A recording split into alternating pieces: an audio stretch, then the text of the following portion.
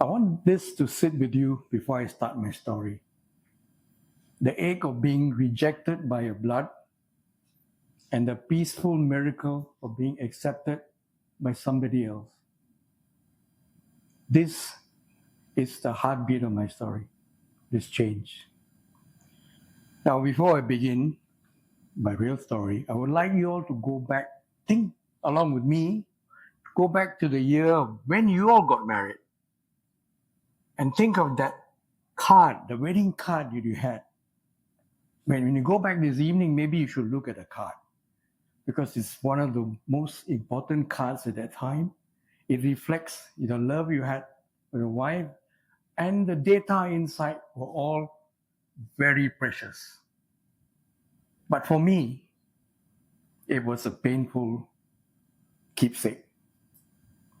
Why? Because it remembers nothing else and not the truth. This is what happened. In 1980, I designed my own card. If you see the names on the top and bottom on the side, they are usually reserved for our parents. But this is my wife, then my girlfriend, Susan Maniam, and this is me, M&M's. But when I designed the card, I had to write the first card, which was my parents, the names of my parents. That tells you the pain that I am going through. Bear with me if I do slip a bit with my emotions. So we had registry wedding, temple wedding, and a church wedding. That tells you about the dialects clash and the religious clash. Okay, I'm a Hindu. My wife is a Tamil Catholic, Eurasian. The Eurasians, if you know Eurasians well, they're very lively people. Okay, and she had a football team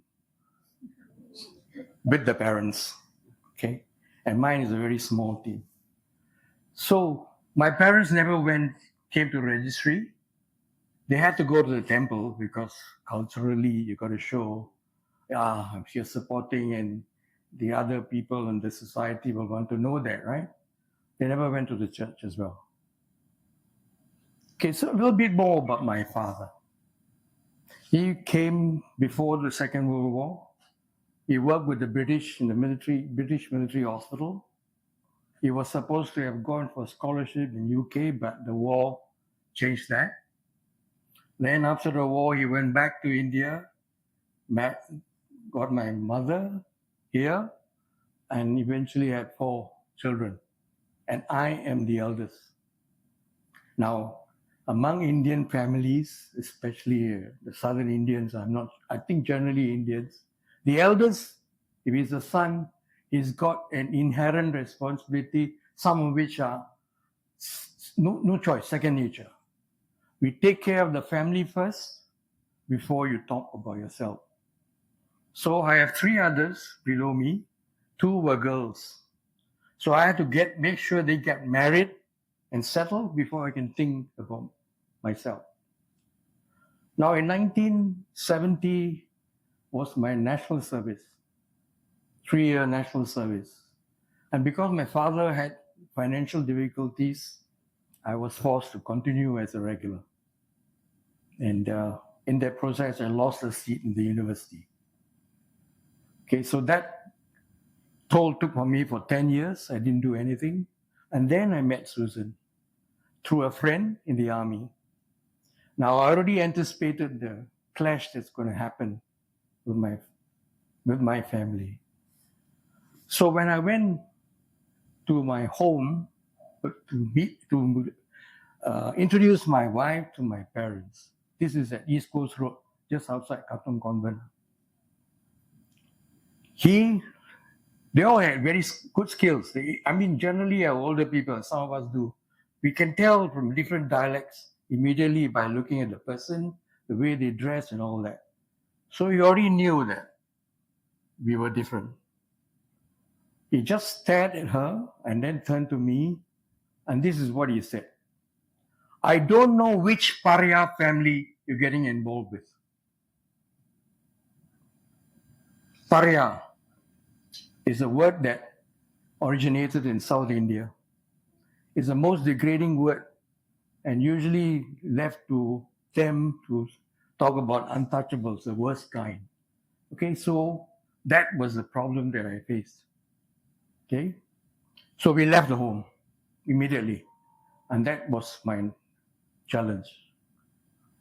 Now, 3 months later, I decided I have to go to meet Susan's parents, and there I was required to write a letter to them and read it out there. That's a Eurasian tradition, I was told, but I was played out by my future brother-in-laws. I was the only one that did it, but I was committed to it, and they had to announce the wedding. It was in July. Okay, and in the midst of all the congratulations, and that's where Susan's brother Sydney and his wife came to me, and he said, "Menon, you and Susan are going to live with me." That was that moment of safety and security, and I finally had the relief. And in July, we got married. It was the next 4 years. The next 4 years, I've been lived with them in Bedok. And because of my military training, I was required to leave for 3 to 4 times a year, about a month, sometimes 5-6 weeks. So he was the dad for my 2 children that eventually were born, and their children became our extended family. So I'm now in my 45th year with the wedding anniversary, and my parents may have shaped me, but Sydney saved me.